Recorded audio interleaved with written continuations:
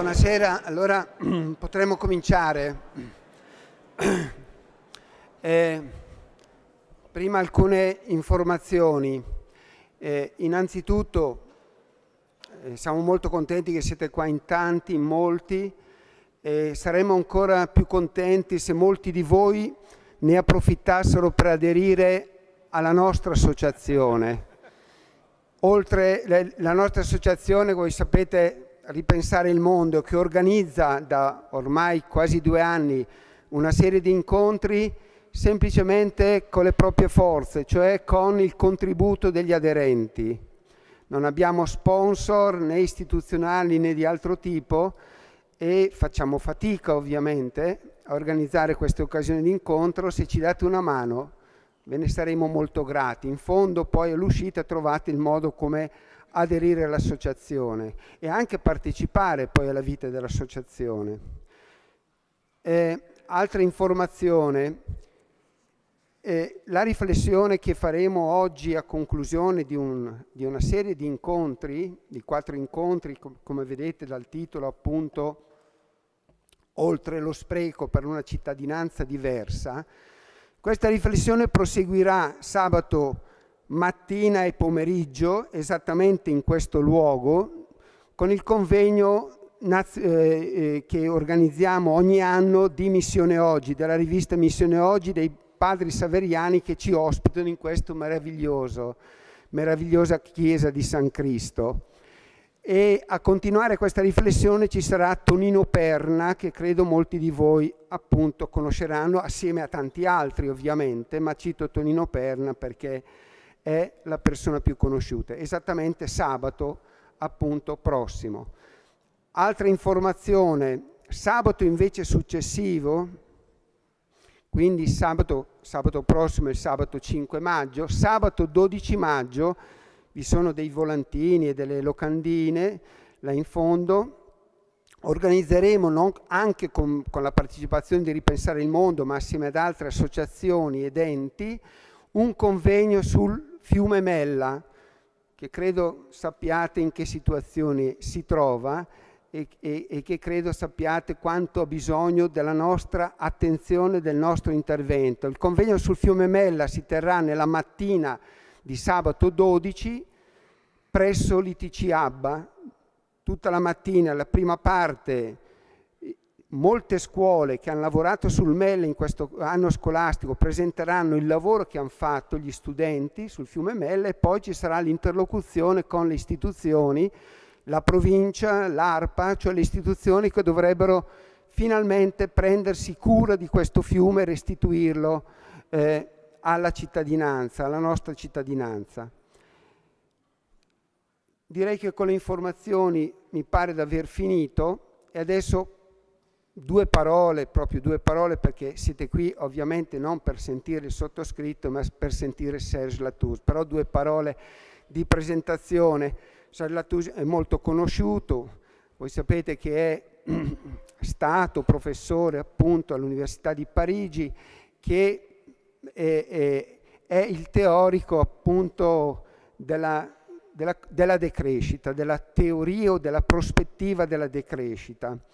Ora, io dico solo questo, con Serge, io ricordo, adesso mi permetterai di dirlo, ma qualche anno fa ci eravamo trovati e lui pensava di aver ormai scritto tutto sulla decrescita, non so se ricordi, perché più o meno sul piano teorico il paradigma della decrescita, diciamo la teoria della decrescita, la riteneva fondata con tutte le argomentazioni possibili e quindi pensavo, ma d'ora in poi mi metterò a scrivere d'altro, non so se ti ricordi quando abbiamo fatto questa riflessione.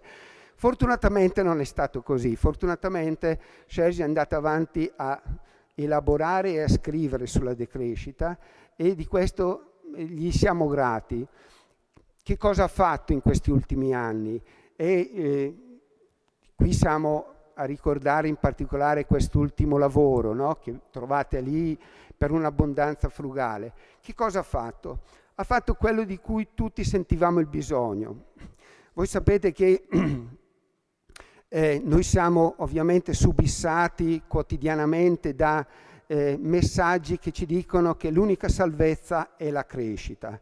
Però da tanti anni, cito un titolo di un satirico di pochi giorni fa uscito su un quotidiano, questa storia della crescita, diceva questo titolo, è un po' come la dieta, e la dieta appunto comincia sempre domani, ma il domani non viene mai, e ormai sappiamo che appunto la crescita è una sorta di miraggio che ci viene proposto, ma che appare, possiamo dire da un decennio ormai, irraggiungibile. Quindi, volenti o nolenti, la crescita non c'è. Allora è molto interessante quello che sta cercando di fare in questi ultimi anni Serge Latouche, cioè di tradurre appunto la teoria della decrescita in possibile pratica politica e risposta appunto a una società che la crescita non ha più, che continua però ahimè a sognare la crescita e si ritrova non con la decrescita, perché la decrescita è una scelta che va costruita, va desiderata, va appunto governata, ma si ritrova con la recessione, che significa un disastro sul piano sociale oltre che sul piano economico. Ecco, a Cher siamo grati perché ha cercato di lavorare in questi ultimi anni su questo, e credo che di questo appunto ci parlerà, come la decrescita può essere paradossalmente una risposta interessante alla crisi che stiamo attraversando. Grazie.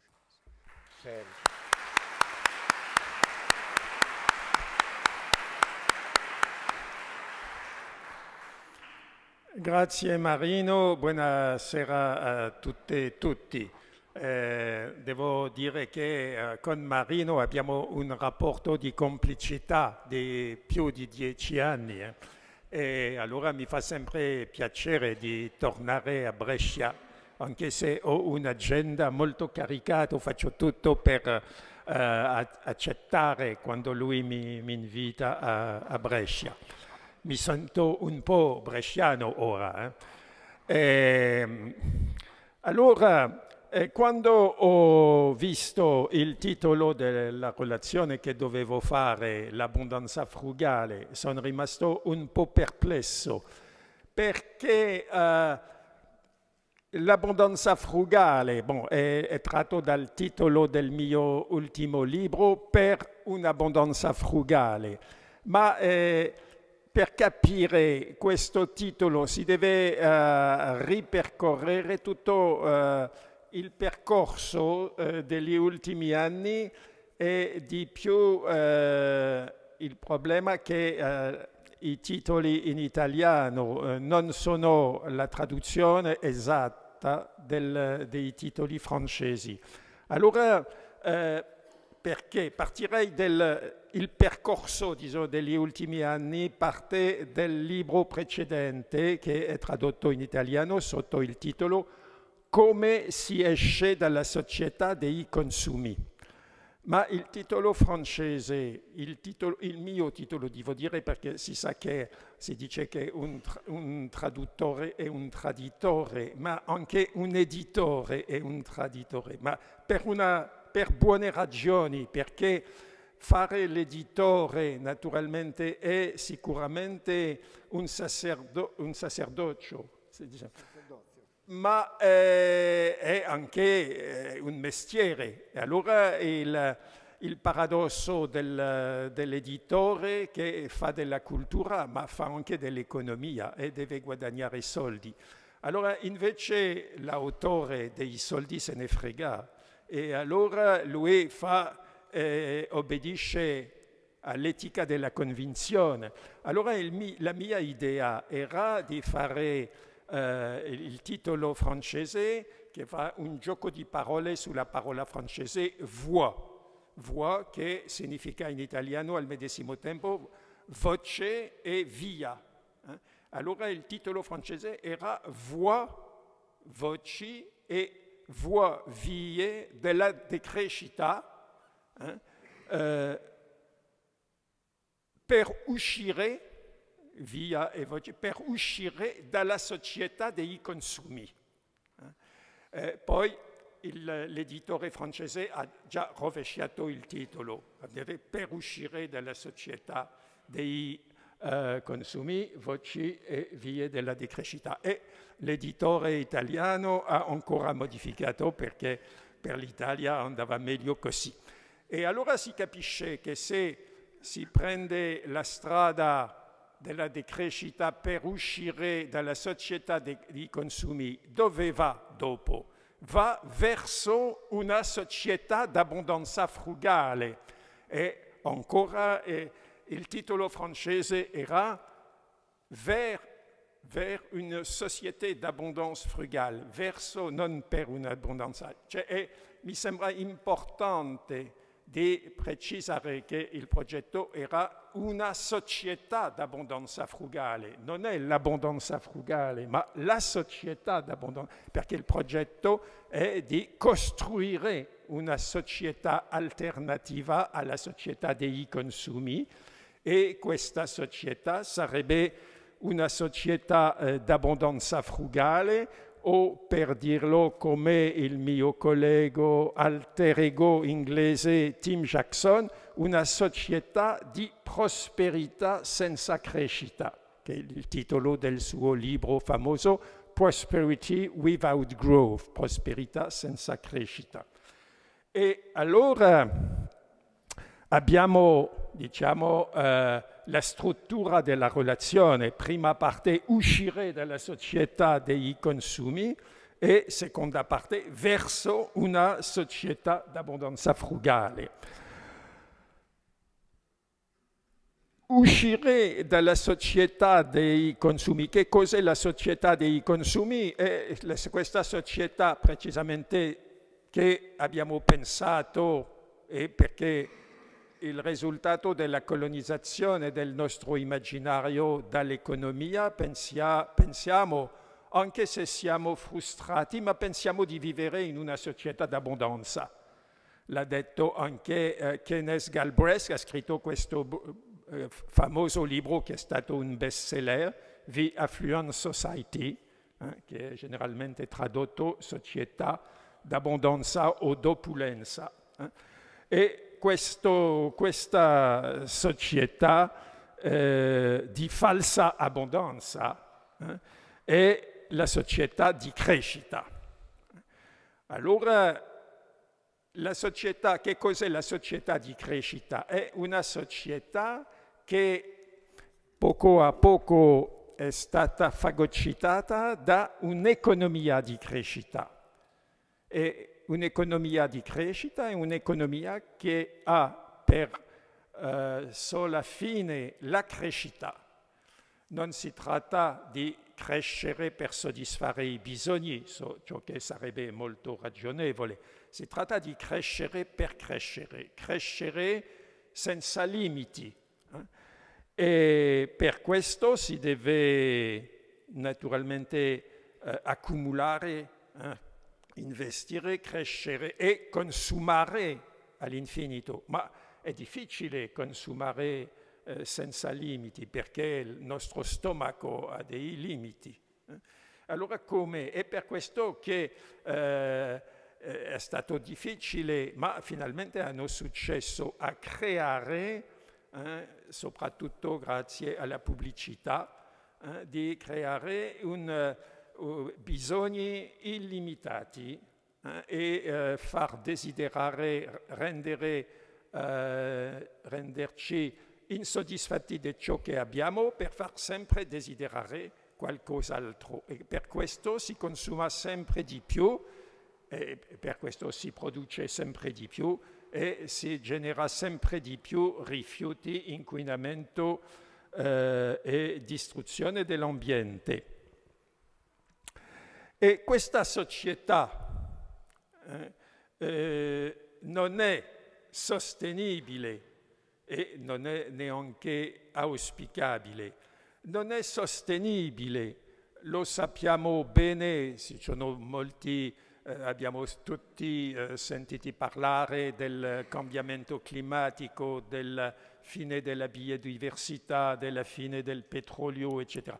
Ne abbiamo un indice molto serio, almeno così serio che gli altri indici come il PIL o tutte queste cose che ora è abbastanza conosciuta, è l'impronta ecologica.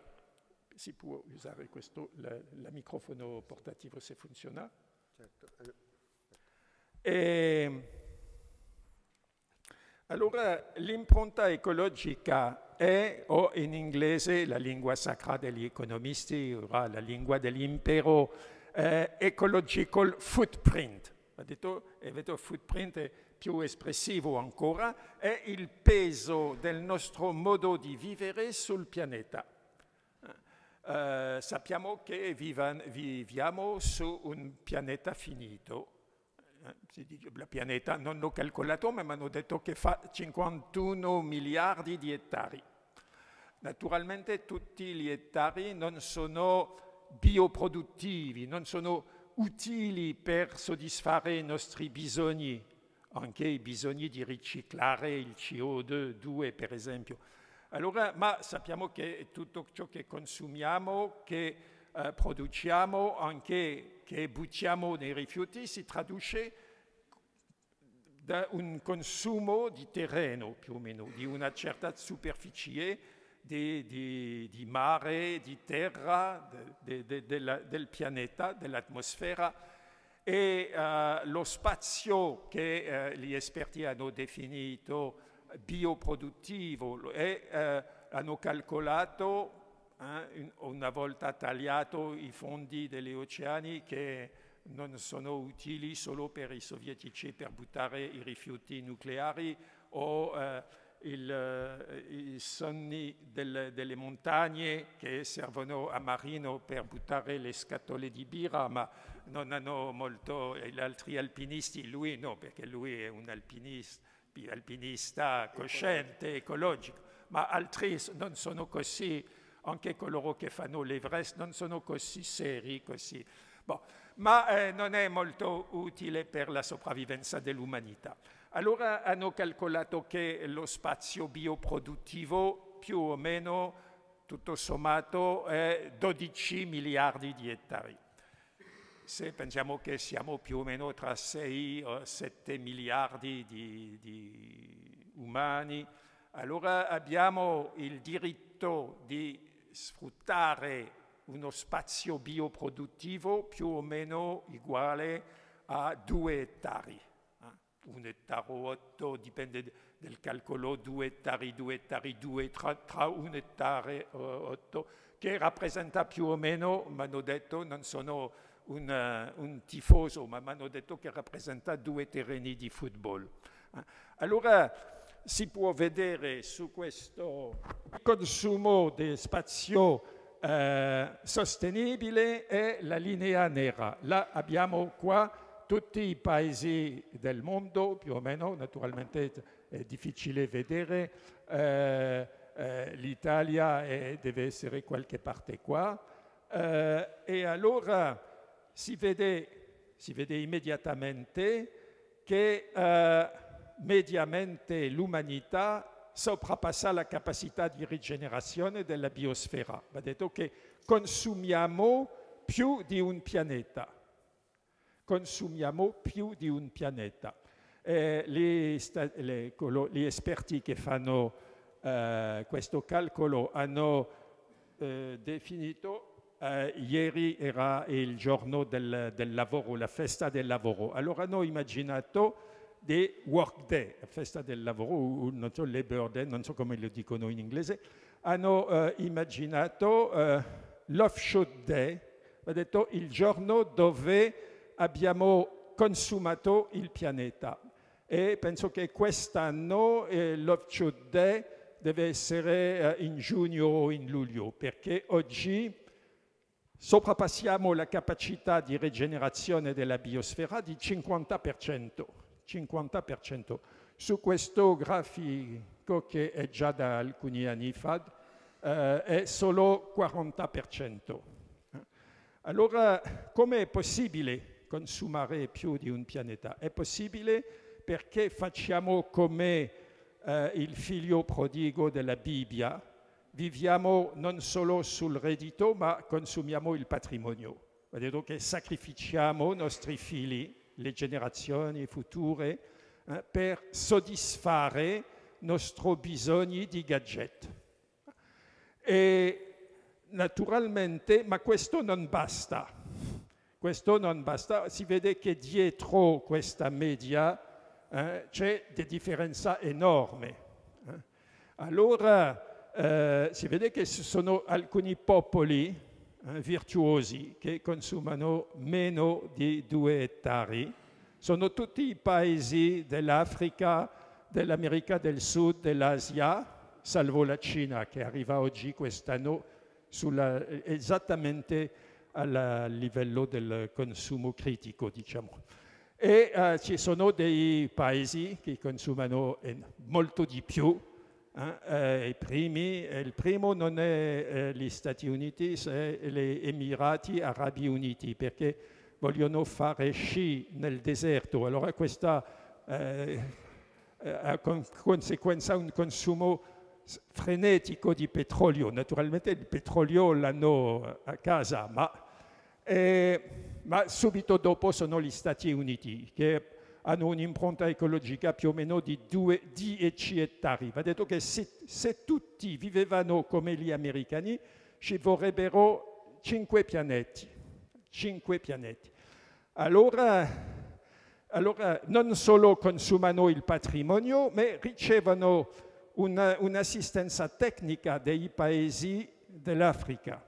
Contrariamente a ciò che dicono i miei colleghi economisti, non sono i paesi del sud del mondo che sono aiutati dai paesi del nord con l'assistenza tecnica, eccetera, sono i paesi del sud che aiutano massicciamente i paesi del nord. Basta pensare che noi, cittadini del nord, che rappresentiamo meno di 20% della popolazione mondiale, consumiamo oltre 86% delle risorse naturali mondiali. Siamo noi i predatori, i grandi consumatori. Allora si capisce che questo non può continuare indefinitamente. Siamo condannati a fracassarsi nel muro e questo lo sappiamo attraverso il cambiamento climatico, eccetera. Il fatto che tutti oggi si arrabbiano perché il prezzo del petrolio, della benzina aumenta. Ma perché aumenta? Perché consumiamo sempre più benzina e la quantità di benzina disponibile nella terra, come si tratta di un'energia fossile, è geologicamente limitata. Possiamo fare di tutto, non è possibile creare 1 litro di benzina di più che ciò che esiste nella terra. Sì, è possibile, ci vuole milioni di anni. Consumiamo in un anno l'equivalente di ciò che è stato prodotto in 100.000 anni. Allora si capisce che questo non può continuare. Nostro sistema, nostro modo di vivere, la società di crescita, la società dei consumi, non è sostenibile. Non è sostenibile. Ma non è neanche auspicabile. Non è auspicabile perché tradisce il sogno, tradisce la promessa. Qual era la promessa? La promessa è stata enunciata da un italiano del Settecento che ha la sua strada a 2 passi, Cesare Beccaria. Cesare Beccaria ha enunciato la promessa della modernità, la più grande felicità divisa dal più grande numero. Era l'abbondanza, effettivamente, perché già nell'Ottocento c'era una perversione della beatitudine celeste, era sceso sulla terra come felicità e la felicità tra i mani degli economisti si è corrotta in benessere e poi più recentemente in prodotto interno lordo a capita. E allora, solo che ora se tutta una scuola di economisti italiani, soprattutto, che chiamiamo la scuola dell'economia della felicità, che ci hanno imparato nel filone di un grande economista napoletano del Settecento, che è, come si chiama? Boh, non mi ricordo più. No, boh, non è importante. Allora, che hanno, anche ci sono naturalmente degli americani, anche un premio Nobel, che si chiama il paradosso di Esterlin, che al di là di un certo punto la crescita del prodotto interno lordo non porta alla felicità. Non porta alla felicità. Allora questi economisti italiani che sono discepoli del più grande, penso, economista, è un economista, questo è già un limite, ma è Stefano Zamagni di Bologna, se non mi... e i suoi discepoli sono a Padova, Benedetto Gui, Leonardo Becchetti e il più grande Luigino Bruni, che hanno scritto, e forse ancora più grande, un economista a Siena che vive a Firenze, che è Stefano Bartolini, che ha scritto questo bel libro, Manifesto per la felicità. Allora cosa dicono? E dicono che effettivamente si può dimostrare, anche abbastanza scientificamente, che la crescita genera dei costi e dei costi sempre più pesanti e che al di là di un certo punto il benessere, anche il benessere va detto che vissuto della gente è sempre più, non solo non aumenta più, ma il benessere diminuisce.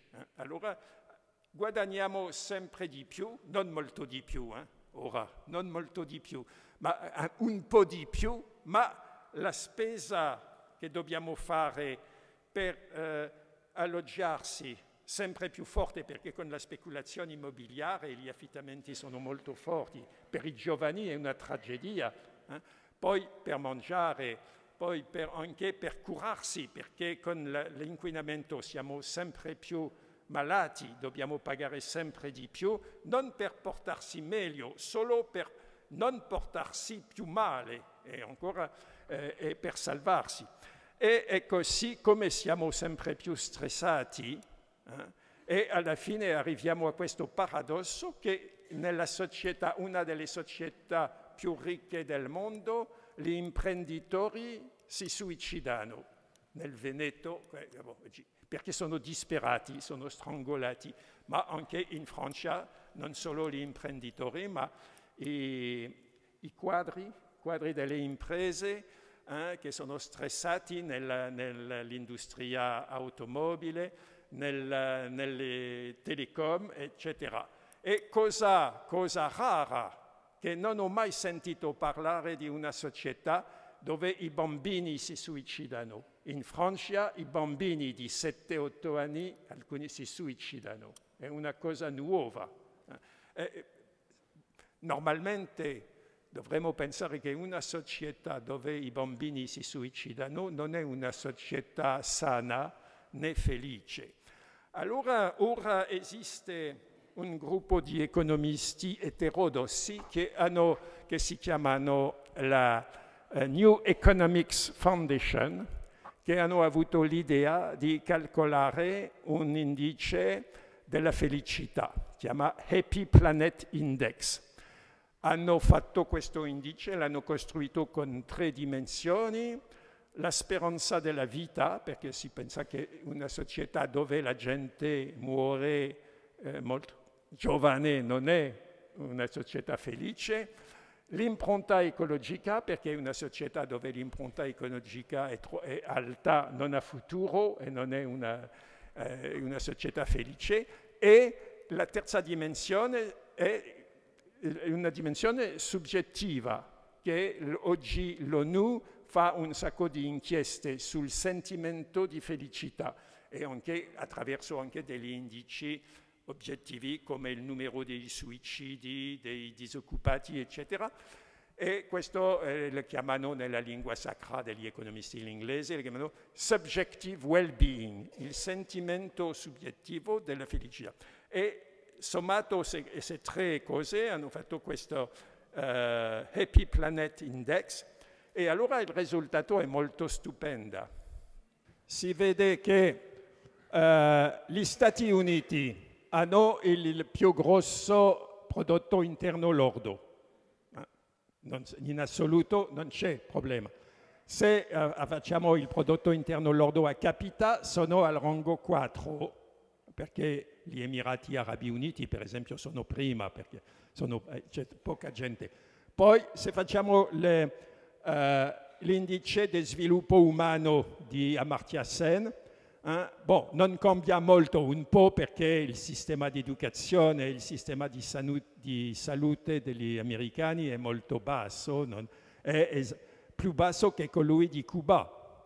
Allora scendono al rango 10, ma per la felicità non è 10, arrivano al rango 150, quasi nella coda. Allora si vede per la Cina 2 arrivano a 31, non è per il Giappone, Germania, Francia, l'Italia. Allora l'Italia ha il prodotto interno lordo 8, a capita 19, prodotto umano, sviluppo umano, sono migliori per lo sviluppo umano che per il prodotto a capita, va bene, ma per la felicità 66. Noi francesi è una cosa un po' paradossale. Gli economisti francesi dicono ma i francesi sono sbagliati, sono felici, ma i francesi dicono no, non siamo felici e si suicidano. Hanno torto, non dovrebbero suicidarsi, non è possibile, ma lo fanno lo stesso. E questo è un problema, è il paradosso dell'economia, perché la felicità, l'economia cerca di obiettivare la felicità, ma la felicità è un sentimento. Siamo felici o siamo infelici, non si può fare niente. Se qualcuno non è felice può dire ma hai una macchina, hai l'ultimo iPod, hai questo... non sono felice. Allora è la tragedia totale. Va detto che forse che sarebbe meglio, piuttosto che avere la macchina, avere l'iPod, avere un po' di amore da parte dei suoi vicini, da parte dei suoi parenti, da parte dei suoi... forse avere degli amici, essere poveri e avere degli amici rende forse più felice che avere una macchina, una grande macchina, avere un iPod, ultimo iPod, essere nella metropolitana sempre ascoltando la musica così, o essere sempre attaccato al suo cellulare. Ma, boh. E allora questo è il grande mistero della felicità. Ma ora i psicologi, i psicoanalisi, eccetera, le hanno già detto ciò che i filosofi hanno sempre saputo, che il consumo e dei prodotti, l'accumulazione dei consumi non rende necessariamente felice. Allora, chi è felice?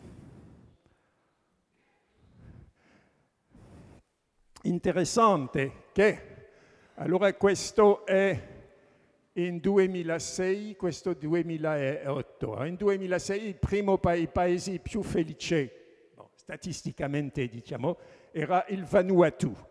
Si può capire perché il Vanuatu hanno un climato bellissimo, poi ci sono i vaine che ballano, eccetera. In Vanuatu probabilmente fanno più l'amore che la guerra. Non hanno fatto la guerra né in Afghanistan né in Iraq. E poi la Colombia. La Colombia è interessante perché sono le narcotrafficanti, eccetera. Ma forse che la cocaina può rendere felice, non lo so. Poi Costa Rica, Repubblica Dominicana, Panama, e poi alla coda l'Italia, 66, gli Stati Uniti all'ultimo rango. In 2008 non è molto diverso. Naturalmente, ora si vede interessante, Cuba arriva a un... Allora, Cuba è un paradosso. Si sa che Cuba è l'unico paese che conosce uno sviluppo sostenibile. Tutti parlano dello sviluppo sostenibile. Allora, gli esperti hanno fatto dei criteri dello sviluppo sostenibile. Per avere un sviluppo sostenibile si deve essere sviluppato e essere sostenibile. Allora, tutti i paesi che sono sviluppati sono insostenibili, tutti i paesi che sono sostenibili sono sottosviluppati. Allora, l'unico paese che al medesimo tempo è abbastanza sviluppato e abbastanza sostenibile è Cuba. Il paradosso viene dal fatto che a Cuba hanno un sistema di salute che è abbastanza buono, un sistema educativo che è abbastanza buono e anche hanno l'agricoltura biologica perché non hanno più possibilità di importare trattori con chimici e pesticidi. Allora fanno l'agricoltura biologica. Ma non si può dire che Cuba è l'esempio della felicità totale che dobbiamo considerare che è il modello. Non è il modello né della crescita né della decrescita. È solo una curiosità paradossale. Allora, siamo passati, possiamo dire, del sogno del Settecento, il sogno di Adam Smith, che era il fatto che si poteva arricchire tutti. Il sogno di Adam Smith era che gli economisti l'hanno anche chiamato nella loro lingua sacra, l'hanno chiamato trickle down effect, che generalmente si traduce in italiano, credo, effetto di sgolicciamento. Sgolicciamento? Sgocciolamento. Vedete che sì, quando i ricchi diventano più ricchi, i poveri diventano più ricchi anche loro perché la ricchezza si diffusa a tutti. Allora questo è... Allora l'idea di Adam Smith era di liberare, di fare esattamente il contrario di ciò che tutte le società avevano fatto prima. Prima le società cercavano di limitare ciò che Spinoza chiamava le passioni tristi e di giogolarli. E invece dopo il famoso Dr. Monville e la favola degli api, si dice che invece i vizi privati fanno la ricchezza pubblica. Allora si deve liberare l'avidità, soprattutto la ricerca della ricchezza con tutti i mezzi, e così la società diventa più ricca e come la ricchezza si diffusa a tutti, allora c'è la ricchezza delle nazioni. E l'ha capito bene, colui che l'ha capito meglio è Berlusconi. Ha capito che i vizi privati potevano fare la felicità pubblica. E si vede che non è riuscito totalmente, perché oggi siamo nell'austerità con questi vizi privati. Allora, effettivamente, anche all'inizio non ha funzionato, era una truffa, perché è vero che i ricchi sono diventati più ricchi, i capitalisti inglesi, i borghesi inglesi sono diventati più ricchi, ma il popolo inglese no. Il popolo, basta rileggere Dickens, cioè, per un secolo c'era una miseria incredibile. I contadini sono stati proletarizzati, anche gli artigiani sono stati rovinati, cacciati dalla loro terra, si sono suicidati, sono stati accumulati nelle periferie inquinatissime di Liverpool, di Manchester, e per un secolo era una tragedia forse il periodo più triste della storia umana. Succede che e questo dramma è colui che vive oggi la Cina, dove 150 milioni di cinesi diventano sempre più ricchi, ma 400-500 milioni di contadini diventano dei Mingong, sono cacciati dalla terra, diventano dei proletari nelle periferie inquinatissime di Shanghai, Chongqing, eccetera. È una tragedia, e questa volta è una tragedia mondiale. E allora per un secolo era così. E si trova che dopo un secolo quest'utopia liberista è diventata più o meno reale perché hanno trovato, il sistema si è trasformato, è diventato un sistema termoindustriale, va detto Termos, ha trovato la capacità di utilizzare delle macchine a fuoco, la macchina a vapore e poi il motore a scoppio. E allora questo ha permesso di sfruttare un dono fantastico della natura, il carbone primo, poi il petrolio. E allora si può dire che la crescita è uscita dai pozzi di petrolio e finirà con l'oro. E per un secolo effettivamente il trickle-down effect, l'effetto di sgolciamento, ha funzionato abbastanza bene, almeno per gli occidentali, perché la prima industria inglese non solo ha rovinato i contadini e gli artigiani inglesi, ma anche ha rovinato il paese più ricco del mondo del Settecento, l'India. Gli artigiani indiani sono stati, tessetori indiani sono stati rovinati, a tal punto che anche un produttivista come Marx diceva che le ossa dei tissatori indiani imbianchivano le pianure del Gange. E poi dopo, ma non funzionava ancora bene il sistema, perché ogni 10 anni c'era una crisi di sovrapproduzione e allora c'era una grande miseria. Poi siamo arrivati negli anni 50 alla società dei consumi, con la pubblicità, il credito, l'obsolescenza programmata. Abbiamo trovato il marketing e la soluzione fantastica e abbiamo pensato che potrebbe funzionare così fino alla fine del mondo. E invece no, dopo 50 anni abbiamo praticamente consumato tutto il patrimonio possibile, facilmente accessibile, il petrolio a buon mercato, il carbone, eccetera. E ora la crescita, l'era della crescita come era della società dei consumi, che portava a una vera miglioramento della vita o del livello di vita per i paesi occidentali, non per tutto il mondo, ma per i paesi.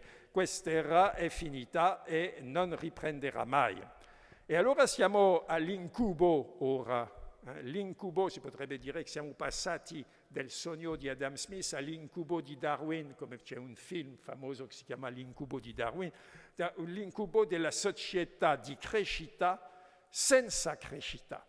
Allora c'è niente di peggiore che una società di crescita senza crescita, perché quando c'è la crescita in una società di crescita, almeno c'è posti di lavoro, ci sono delle risorse per pagare un minimo di benessere, la cultura, l'ambiente, curare l'ambiente, la salute, eccetera. Ma quando in una società di crescita la crescita non c'è, allora c'est la tragedia, perché non c'è più soldi per finanziare lo stato sociale, non si può più.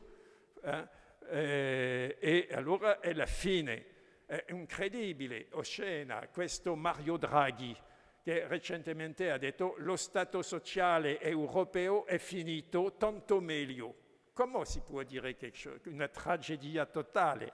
Ma sono questi sciagurati dei liberisti, sono molto contento della distruzione dello Stato sociale, perché ora così gli operai europei dovranno soddisfarci di un stipendio uguale a quello di un cinese. E allora questa è l'austerità che conosciamo.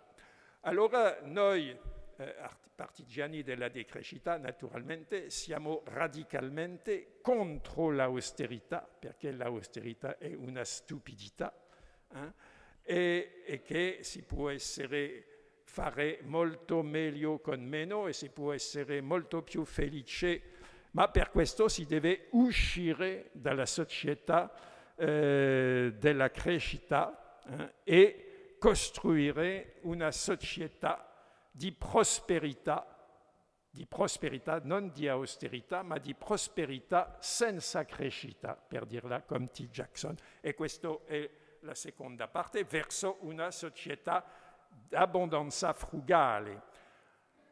Quando si sente la prima volta questa parola abbondanza frugale, si pensa che è un ossimoro, un'antinomia, perché siamo talmente colonizzati nel nostro immaginario che pensiamo che vivevamo già nella società d'abbondanza e che l'abbondanza è il fatto di avere 2 macchine, 3 posti di televisione, 5 cellulari, eccetera.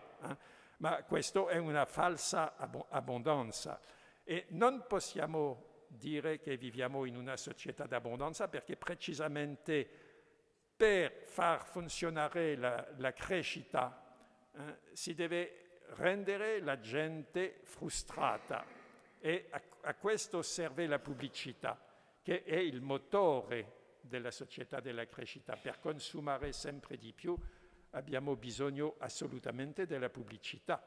E non a caso la pubblicità è il secondo bilancio mondiale dopo l'armamento, 500 miliardi di dollari all'anno al minimo.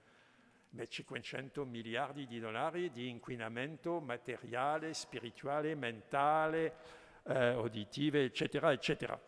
E allora lo sanno bene, lo dicono bene con un certo cinismo i pubblicitari, dicono che i popoli felici non consumano, come coloro del Vanuatu, consumano poco, ma invece quando la gente è frustrata, cosa fa per compensare la frustrazione, lo stress, eccetera? Consumano come pazzi. Questo consumo non rende felice, ma fa funzionare la società dei consumi. E allora, se ho preso questo titolo Società d'abbondanza, perché ho pensato al grande antropologo americano Marshall Salins. Marshall Salins, che è esperto delle società di cacciatori-raccogliatori. E lui ha scritto un bel saggio che è tradotto, credo in italiano, sotto il titolo Età della pietra, età dell'abbondanza. E perché lui dice questo? Perché lui dice l'unico periodo nella storia umana dove si può parlare di età d'abbondanza è la società del Paleolitico, perché nelle società di cacciatori-raccogliatori la gente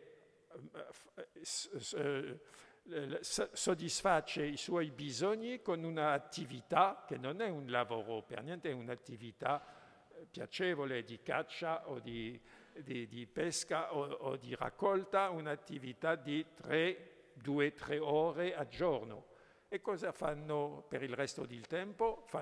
Fanno niente, giocano, ballano, fanno un po' di guerra, un po' di tutto, ma si divertono il più possibile. Naturalmente non si tratta di tornare all'età della pietra, come dicono alcuni avversari che dicono partigiani della decrescita vogliono farci tornare all'età della pietra. No, si tratta di immaginare al livello della nostra società, al nostro livello di civilizzazione, di immaginare una società più o meno stazionaria dove abbiamo recuperato il senso dei limiti, e questo è la frugalità. La frugalità non significa l'ascetismo, significa che non creiamo dei bisogni inutili e cerchiamo davvero la felicità dove si trova e non una falsa felicità, una felicità fantasma. E questo progetto è il progetto dell'utopia concreta della decrescita.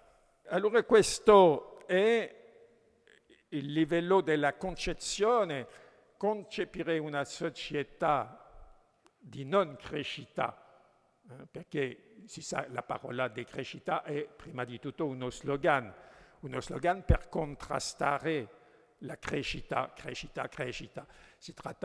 Naturalmente non si tratta di decrescere, no, si tratta solo di uscire dalla religione della crescita. E per questo il progetto all'inizio è solo un progetto negativo, di una società che non è più una società di crescita.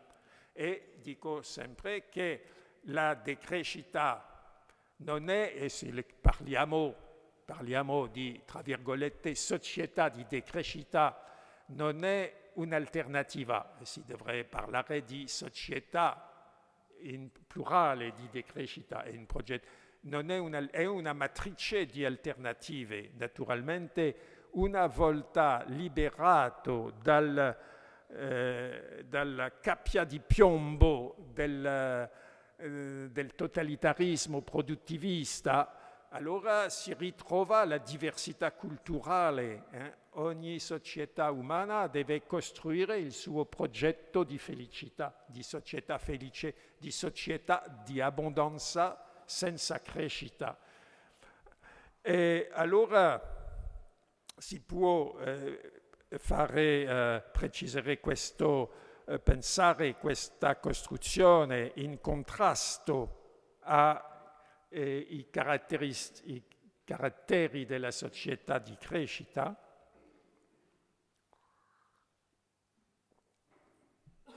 sotto forma di un circolo virtuoso che disegna l'utopia concreta, nel senso che non si tratta di un progetto impossibile, mitico, ma di un progetto realizzabile.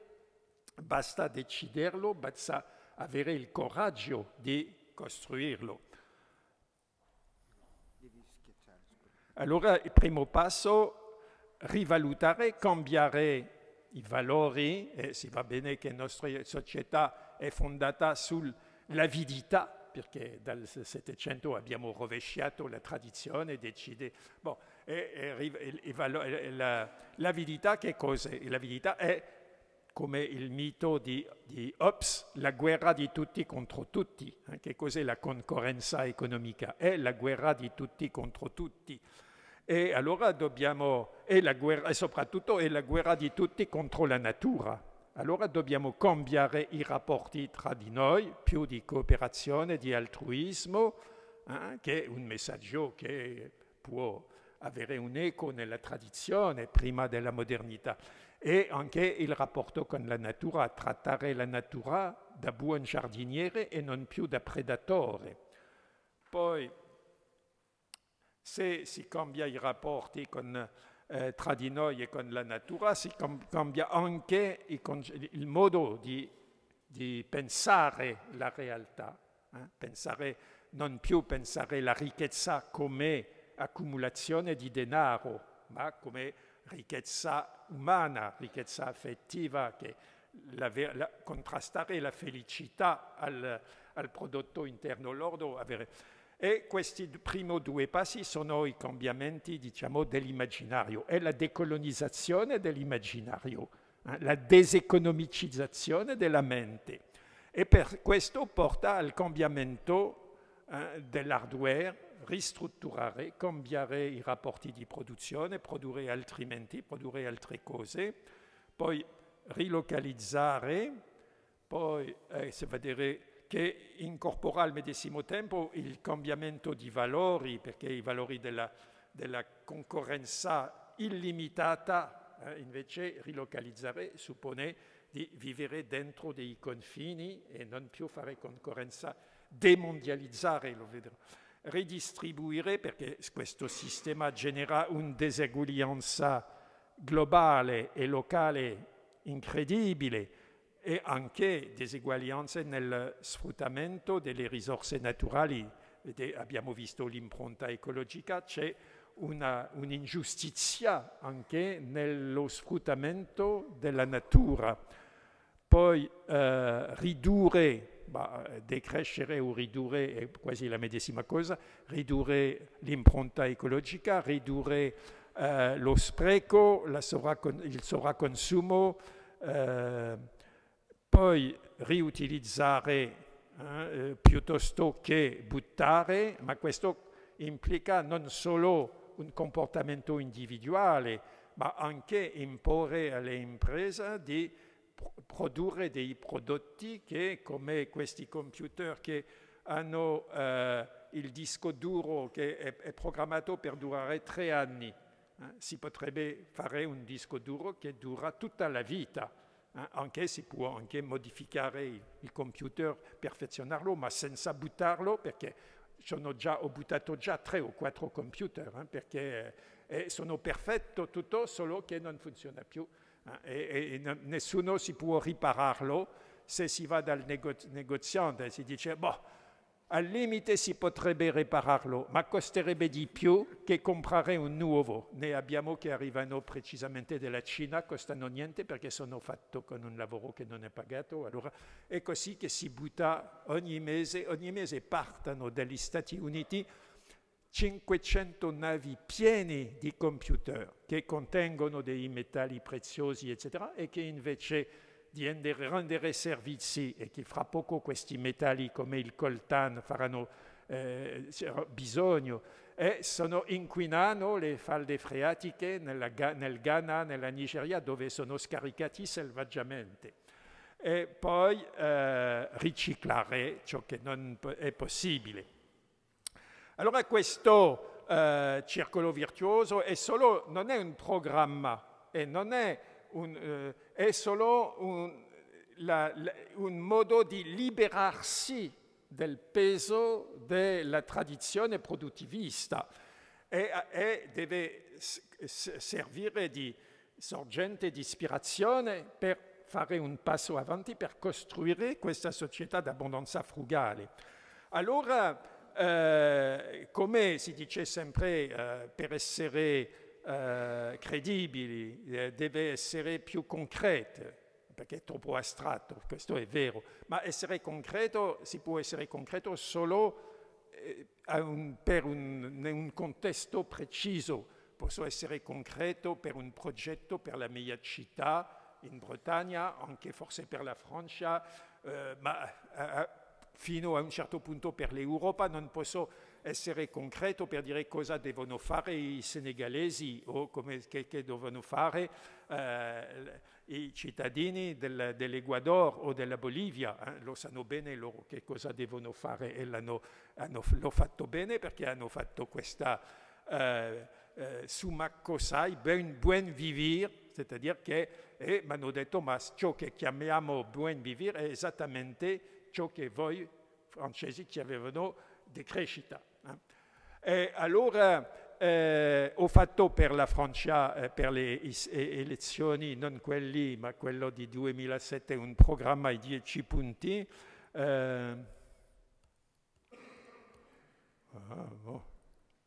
Programma politico. Direi che la decrescita non è veramente, nel senso stretto della parola, non è un progetto politico, è un progetto sociale che ha delle implicazioni politiche.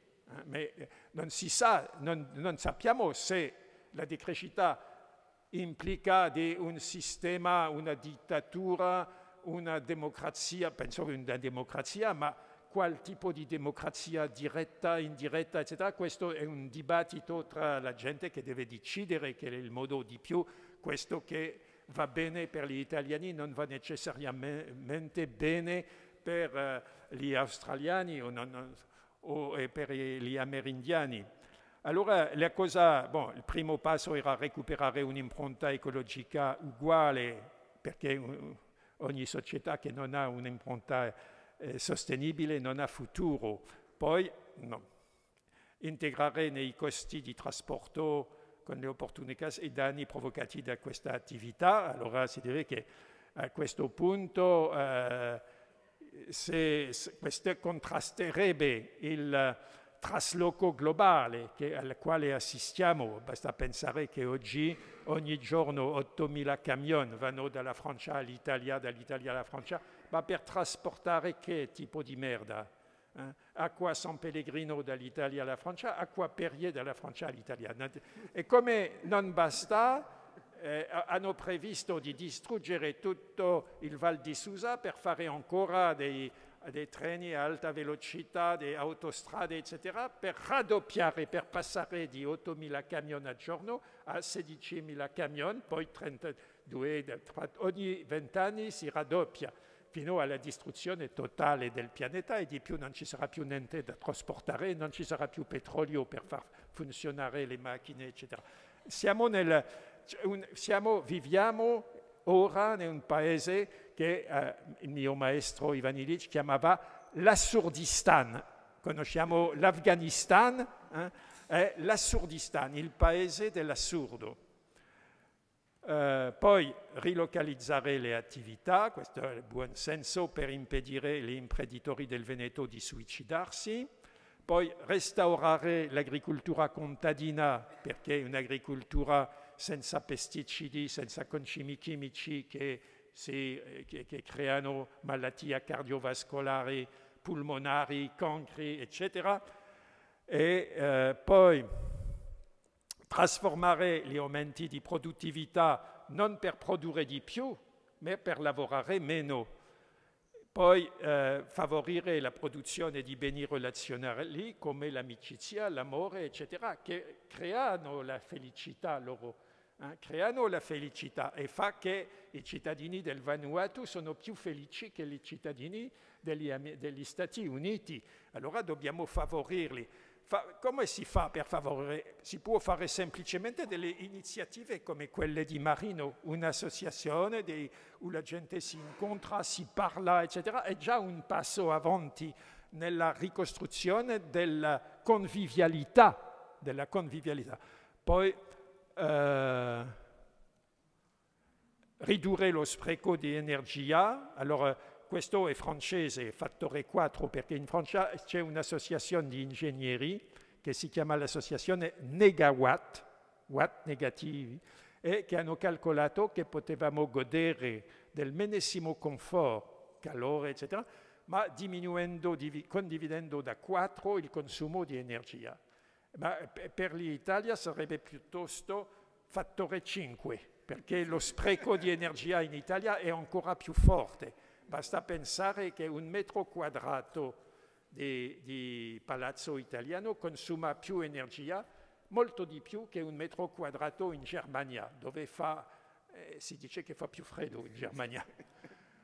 Poi penalizzare le spese di pubblicità, perché non lo proibiamo, ma facciamo tutto per sprecare meno, e fare una moratoria sull'innovazione tecnico-scientifica per sviluppare le ricerche, per esempio sull'agroforesteria, l'agroecologia, sulla medicina ambientale, eccetera, piuttosto che e non lasciare la ricerca tra i mani delle imprese transnazionali come oggi, democratizzare la ricerca e poi riappropriarsi della moneta, perché la moneta è un buon servitore, ma un cattivo maestro. Deve servire e non asservire, tutto il contrario di oggi. Allora non dobbiamo... Allora questo progetto naturalmente non è ancora adatto alla situazione di oggi, perché oggi la cosa emergente è la crisi. Allora abbiamo detto che siamo contro l'austerità, ma siamo anche contro il rilancio.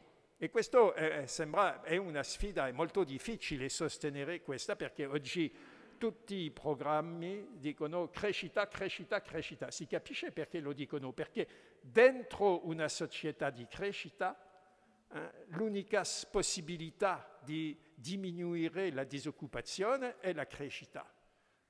È per questo che precisamente diciamo dobbiamo uscire dalla società della crescita.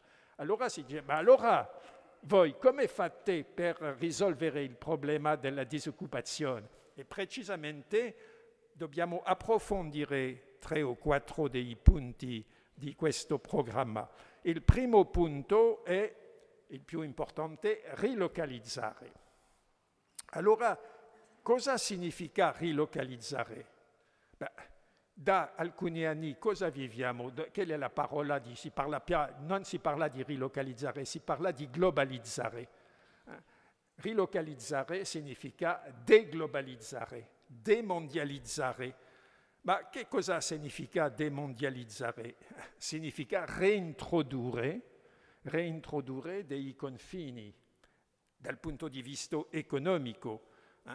Dal punto di vista economico perché non si tratta, come si dice la propaganda, che ha ma purtroppo questa propaganda ha un effetto terribile, questa propaganda del libero scambio. Ma che cosa significa il libero scambio? Il libero scambio lo sapevano i vecchi socialisti dal secolo scorso, che diceva il libero scambio è la libera volpe nel libero polaio. E il libero scambio è la guerra di tutti contro tutti. Allora devo utilizzare una parola grossa che fa paura anche in Italia. Protezionismo. Protezionismo. Sì, dobbiamo introdurre un protezionismo sociale, ecologico, per mantenere la pace. L'aveva detto il più grande economista, che non era un decrescente, del Novecento, John Maynard Keynes. Lui l'aveva capito negli anni 30, contrariamente al modo di scrivere la storia dei storici borghesi. Non è il protezionismo che ha creato la guerra, è il libero scambio che ha degenerato in guerra. Anche Roosevelt pensava che il New Deal era il modo di salvare la pace. Non hanno riuscito a salvare la pace perché era troppo tardi, già Hitler e anche Mussolini volevano la guerra. Ma il protezionismo, non un protezionismo aggressivo, ma un protezionismo per poter stabilire rapporti di amicizia e di scambio, di vero scambio libero, perché la concorrenza libera e non falsata, come si dice a Bruxelles, è una bugia, è una truffa, perché la concorrenza, se è libera, è necessariamente falsata, perché se è libera significa che si mette in concorrenza dei paesi dove la legislazione sulle tasse è diversa, dove la legislazione sociale è diversa, dove i stipendi sono diversi. Allora mettere in concorrenza un paese come la Serbia e l'Italia, per esempio, non è una concorrenza libera e non falsa. E se la concorrenza è non falsata, allora non è libera, perché una concorrenza non falsata che cos'è? È una concorrenza dove è stato protetto il sociale e introdurre una forma o un'altra di protezionismo. Ci sono molti modi di introdurre dei protezionismo intelligenti, eccetera. La concorrenza libera è un'inezia e mi fa arrabbiare sempre quando dagli amici vedo che non capiscono questo, come non capiscono anche il libro dell'amico Marino, l'autarchia verde, perché l'autarchia è precisamente rilocalizzare e cercare di ricreare un'autarchia verde, è un progetto di ecologista. Allora mi fa arrabbiare quando leggo, per oltre un bello articolo della Rossana Rossanda sul manifesto, credo, sì.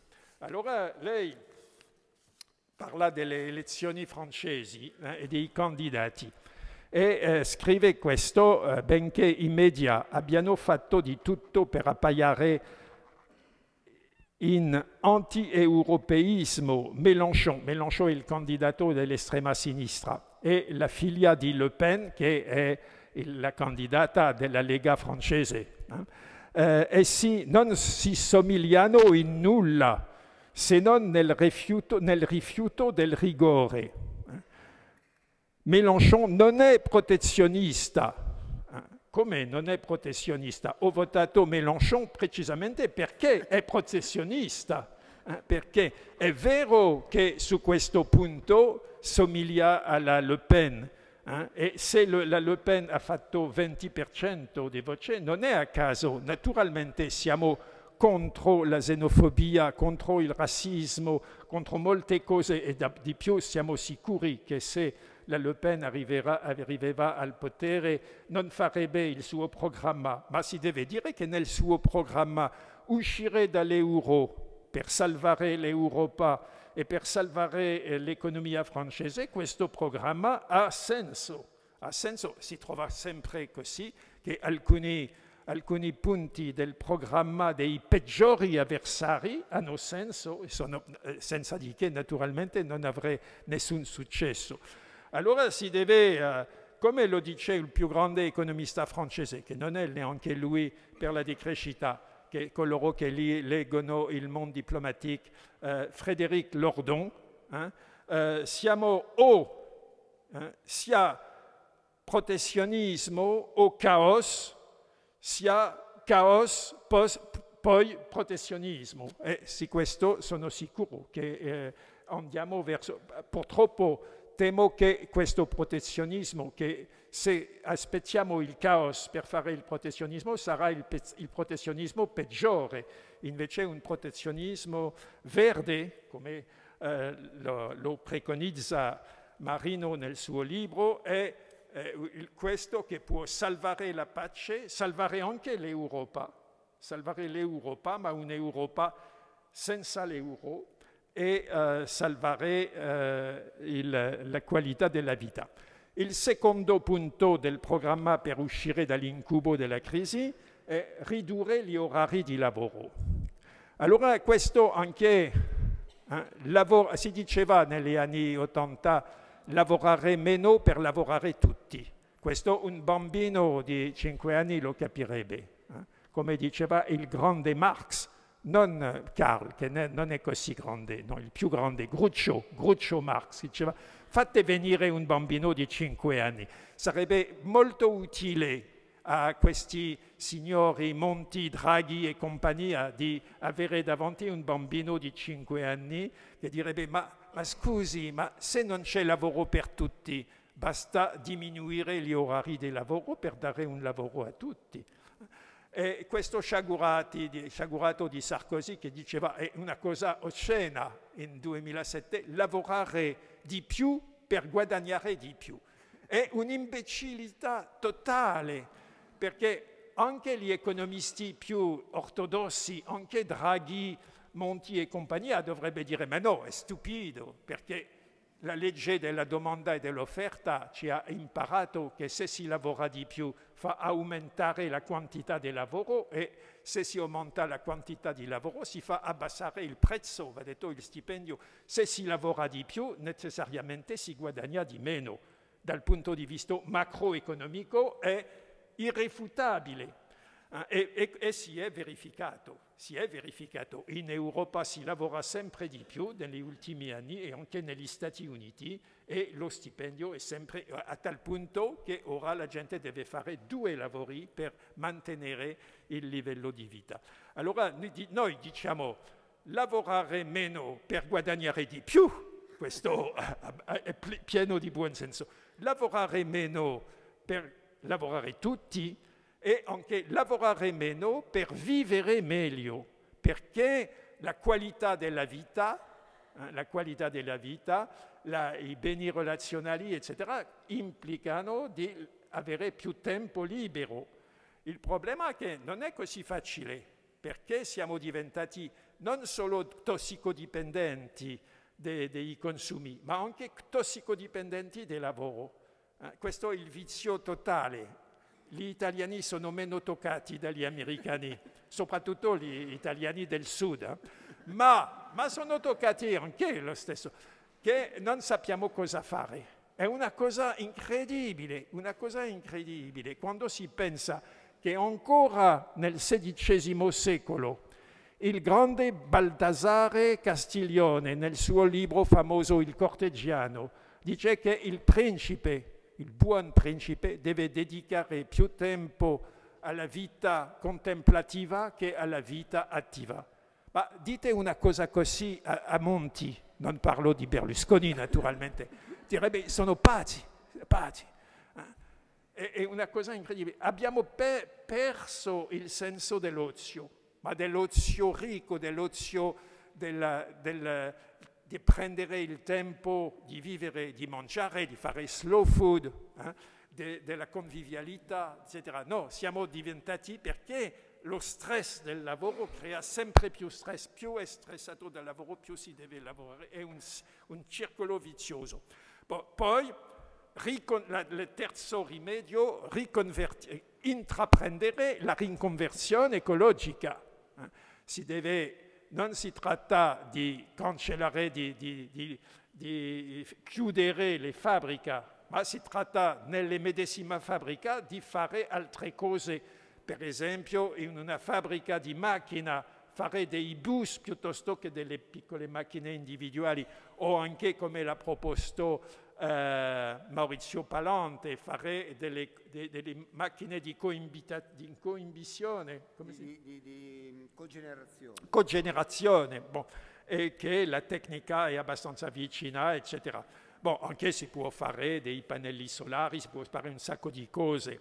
E la riconversione ecologica dell'agricoltura, ne abbiamo già parlato, e tutto questo, la riconversione ecologica dell'agricoltura già basterebbe per creare milioni di posti di lavoro.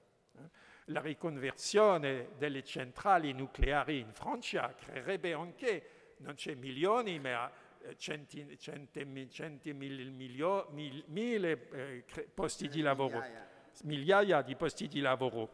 E ultima cosa importante in questo tempo di crisi, eccetera, ridistribuire naturalmente, donc una politica di ridistribuzione, e fortunatamente il nostro candidato, che penso sarà eletto, non è un partigiano della decrescita, la sua parola favorita è crescita.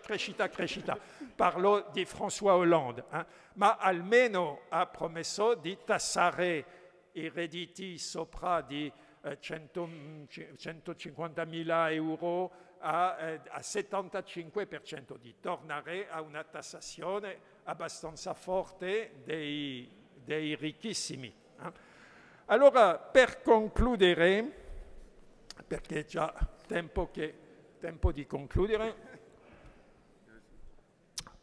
la sfida del progetto per uscire dalla crisi, che dobbiamo essere contro l'austerità e contro la crescita. Allora, contro l'austerità, anche se per il momento nessun governo europeo ha imboccato questa strada, possiamo trovare degli alleati sia a livello teorico che a livello politico.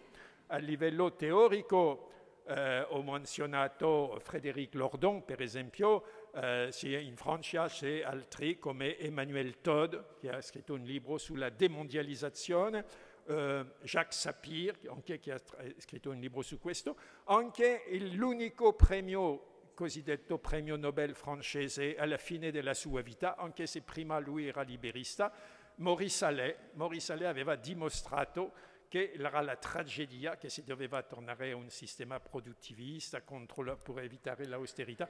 Allora a questo momento non hanno più pubblicato suoi articoli sul Figaro, è stato boicottato, diciamo. E in Italia avete la Claudia Napoleoni e anche altri, Loretta,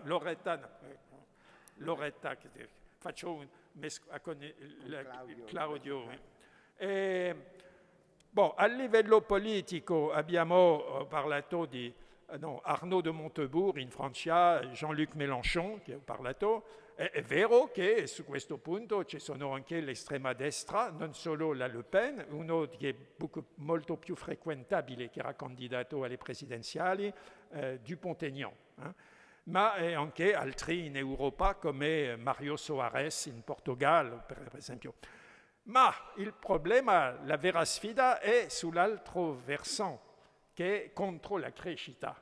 Contro la crescita non abbiamo neanche i verdi, si deve dire. Soprattutto non abbiamo Daniel Cohn-Bendit, per esempio, che è lui che dice crescita, questo è incredibile. Fortunatamente non abbiamo la Rosana Rossanda neanche. Fortunatamente abbiamo un alleato storico che si deve riscoprire, che altro non è che Enrico Berlinguer. E mi fa piacere che degli amici italiani hanno ripubblicato suoi discorsi degli anni 77, la via dell'austerità. Lui usava la parola austerità esattamente nel senso nel quale uso la parola frugalità. Non aveva pensato all'austerità che lui voleva contrastare l'austerità come all'austerità borghese. E non posso leggere tutto, ma direi un piccolo estratto. L'austerità, la frugalità non è oggi un mero strumento di politica economica cui si debba ricorrere per superare una difficoltà temporanea, congiunturale, per poter consentire la ripresa e il ripristino dei vecchi meccanismi economici e sociali. Questo è il modo con cui l'austerità viene concepita e presentata da Monti e i gruppi dominanti e dalle forze politiche conservatrici. Ma non è così per noi. Per noi la frugalità è il mezzo per contrastare alle radici e porre le basi del superamento di un sistema che è entrato in una crisi strutturale e di fondo, non congiunturale, di quel sistema i cui caratteri distintivi sono lo spreco e lo sperpero, l'esaltazione di particolarismi e dell'individualismo più sfrenato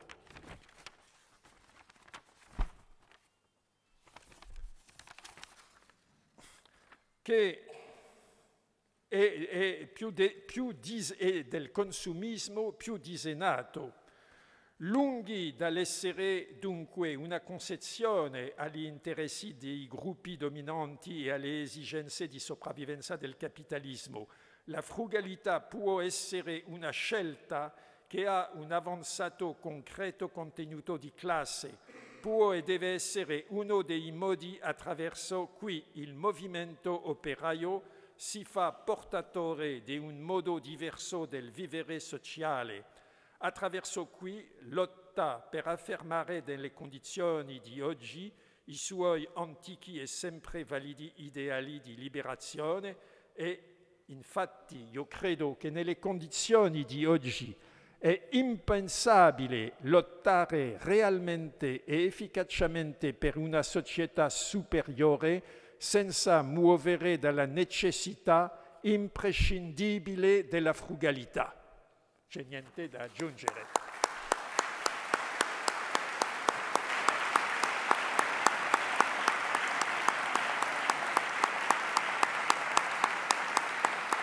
Abbiamo, volendo, ancora qualche minuto, se qualcuno... Ovviamente gli interventi devono essere brevissimi, siamo qui in tanti e abbiamo poco tempo, insomma.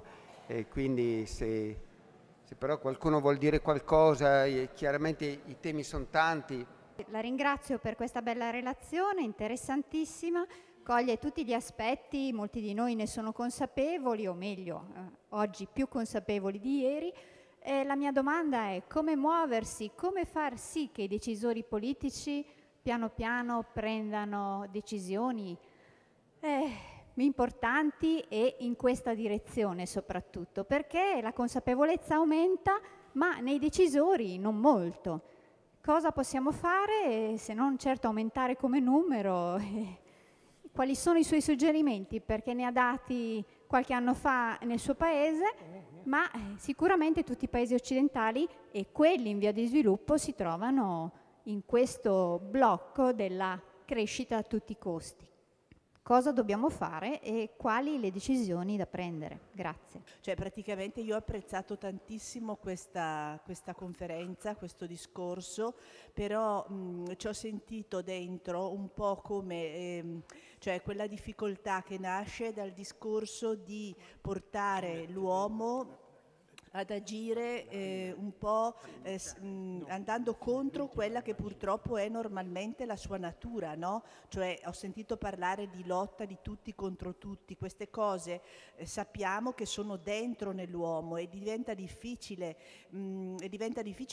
scegliere delle strade diverse. Come chi mi ha preceduto, anch'io mi domando chi lo fa, chi comincia, dove si trova la forza, perché non so, mi permetto di fare così un parallelo che forse non è adeguato, però anche il cristianesimo cioè ha dato tante indicazioni in proposito, no? Sentiamo anche il Papa che dice tante cose, però poi farle cioè diventa difficile, non si sa da che parte cominciare. Premetto che non sono, per usare la lingua madre degli economisti, un workaholic, no? Quindi non ho la malattia del lavoro, anzi, come dice un famoso bresciano che è Silvano Agosti, un regista, non so se ha il piacere di conoscerlo, lui, e io sono d'accordo, dice lavorare anche 4 ore alla settimana è anche troppo, insomma. Detto questo, sul punto, uno dei punti cardine che lei ha citato per contrastare chi obietta sulla crisi della disoccupazione è quello di ridurre l'orario di lavoro.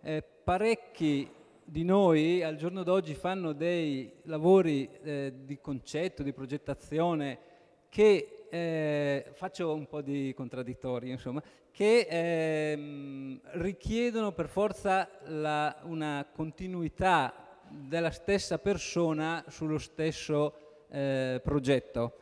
Ridurre l'orario di lavoro in questi ambiti vorrebbe dire portare i lavori a scadenze lunghissime. Ecco, allora non so se è un ambito troppo ristretto o se interessa più di una persona, ecco, questa era la domanda.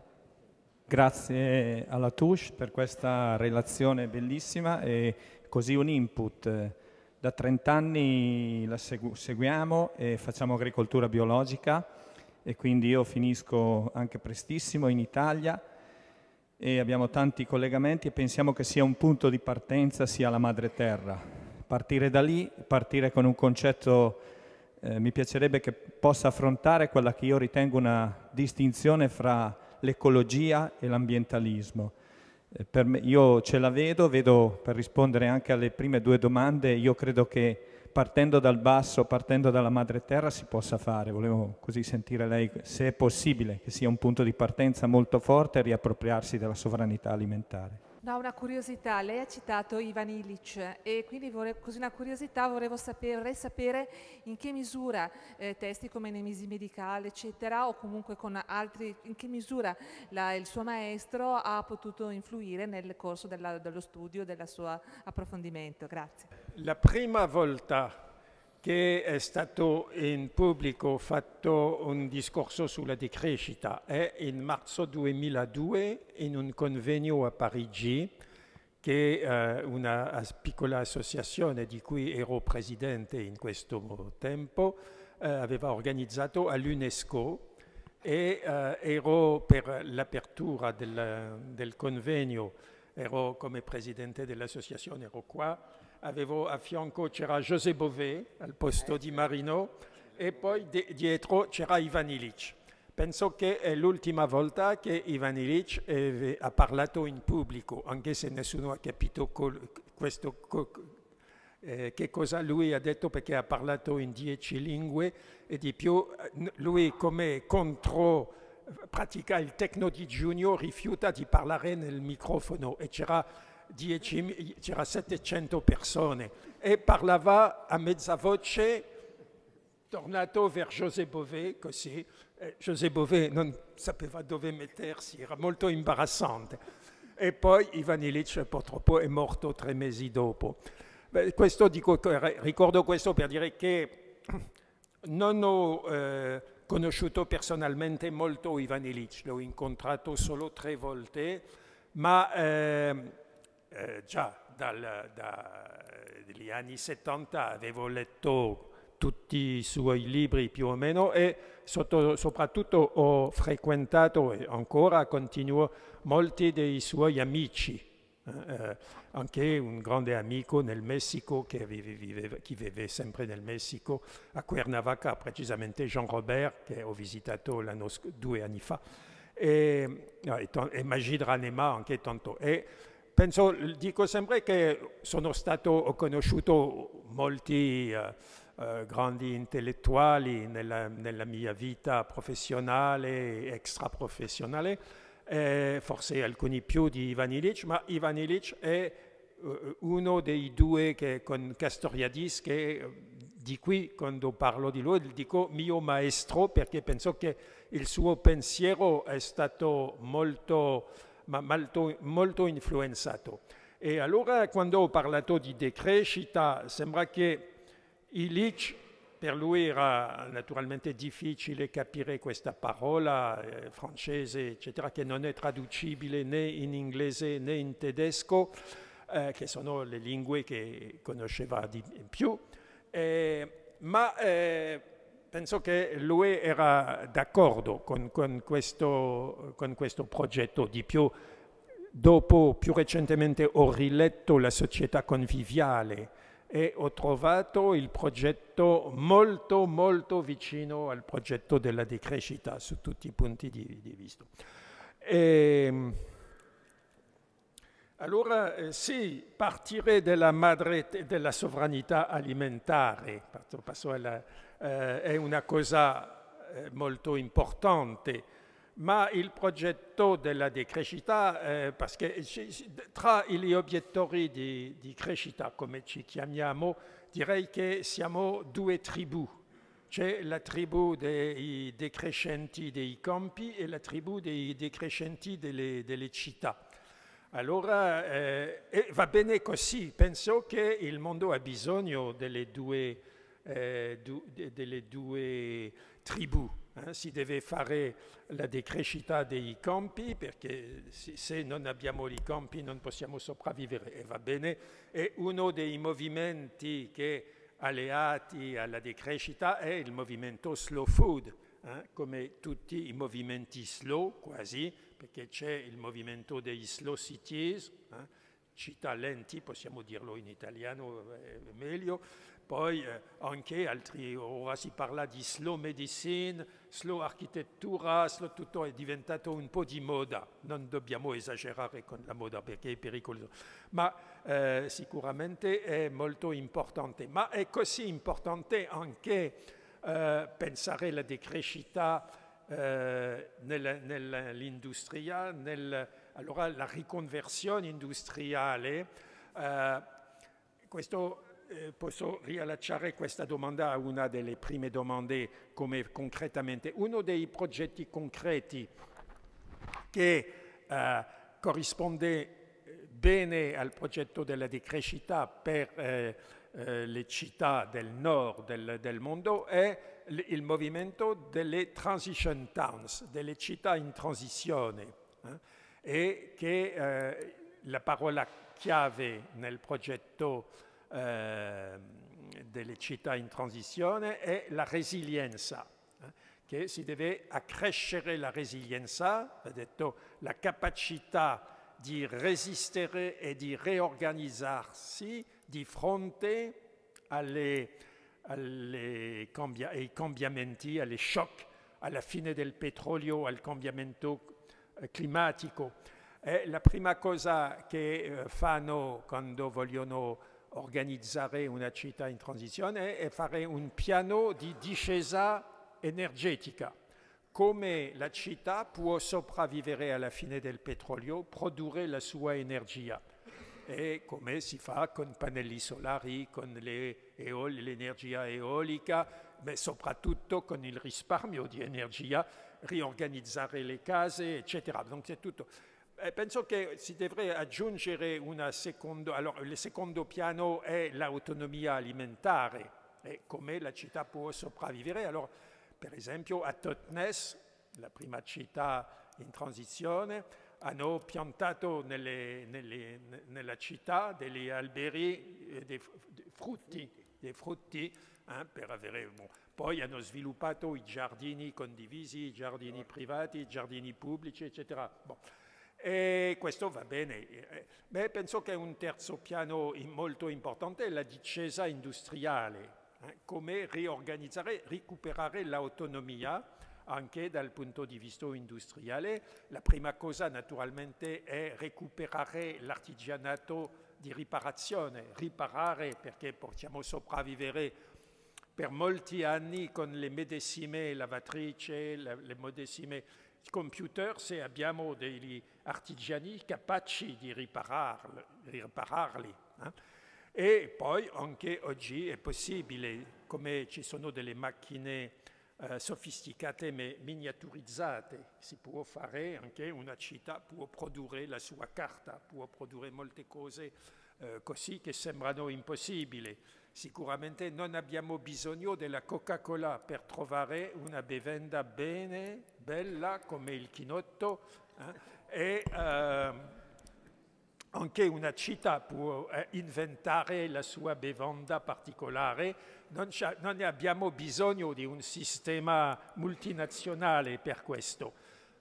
E anche si può produrre i tessuti, eccetera, come era il progetto di Gandhi, come si sa.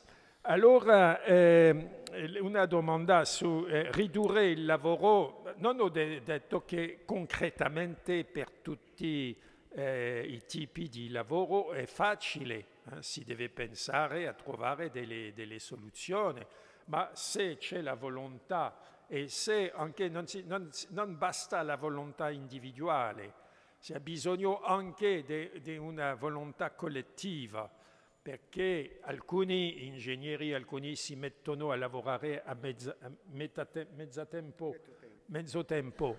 È possibile, ma non è facile, è possibile, ma non è per tutti, eccetera. Ma se tutti lo fanno, allora si diventa più facile, di più.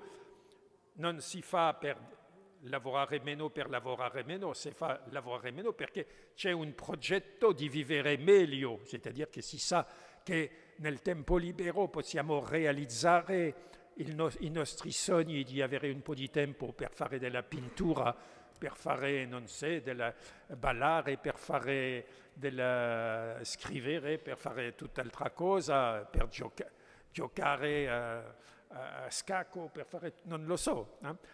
Allora, le ultime domande che sono i più difficili. Come fare? Allora devo dire che non possiedo le ricette magiche e non esistono. Si deve fare tutto il possibile. L'impossibile no, non vale la pena di tentare, ma il possibile. Allora a livello personale questo non cambia il mondo sicuramente, ma è già un passo importante per due cose, perché può recuperare una serenità personale, una felicità personale, e poi è un esempio per gli altri. Un esempio che non ha molto successo. Devo dire che vivo senza cellulare, cerco di fare la propaganda contro il cellulare, dicendo, vedete, si può vivere bene senza cellulare, ma non ho successo anche dentro la mia famiglia. Bon, ma è più facile anche buttare il televisore, su questo punto abbiamo più successo, ma non tanto ancora. Ma per i slow food funziona meglio, per esempio. Ha un più grande successo quando si dice quando si deve mangiare dei prodotti biologici, eccetera. Allora, coloro che hanno un cancro, che hanno avuto, sono convinto che effettivamente forse è meglio non abusare dei pesticidi e delle cose così. Ma si può fare anche le trasformazioni a livello della città, come questi movimenti delle città virtuose, delle città, dei nuovi municipi, città lenti, le città in transizione, eccetera. Poi le battaglie, anche le liste civiche fare a livello locale, si può cambiare un sacco di cose, ci sono dei movimenti. Sembra che nei nostri paesi c'è un bloccaggio a livello nazionale e per questo abbiamo bisogno di una conversione di massa e anche per questo la propaganda o la contropropaganda, perché possiamo fare una conferenza davanti a 500 persone, anche una trasmissione televisiva davanti a milioni, ma 5 minuti, ma di fronte a questo c'è la colonizzazione dell'immaginario 24 ore su 24 ore da parte dei media, è molto Mediaset, eccetera, è molto più difficile, è una battaglia difficile, ma saremo aiutati da ciò che ho chiamato la pedagogia delle catastrofi. Allora direi, quando mi sono chiesto se sono ottimista o pessimista, allora ho due tipi di risposte. Posso dire come Woody Allen, la differenza tra l'ottimista e il pessimista conosce meglio la materia. Allora, è vero che dal momento che lavoro su questo problema sono un po' meno ottimista, per forza. La seconda risposta è quella del compagno Gramsci, che cercò di temperare il pessimismo della ragione, perché effettivamente la ragione mi rende abbastanza pessimista, dall'ottimismo della volontà. Questo si deve essere sempre avere un po' di fede nel futuro, perché è per questo che la decrescita è una scommessa come tutte le scommesse, non siamo sicuri di vincerla, ma vale la pena di tentarla. E come siamo molti, vedo che poco a poco arriveremo di più, abbiamo alcuni segni di speranza nei paesi, per esempio, dell'America del Sud, dove c'è l'esperienza dell'Ecuador, della Bolivia, con tutti questi problemi, ma sembra che vanno avanti in questa direzione, anche altri paesi. Allora non abbiamo nessuna ragione di disperare e dobbiamo andare con la fede avanti verso la decrescita. Grazie.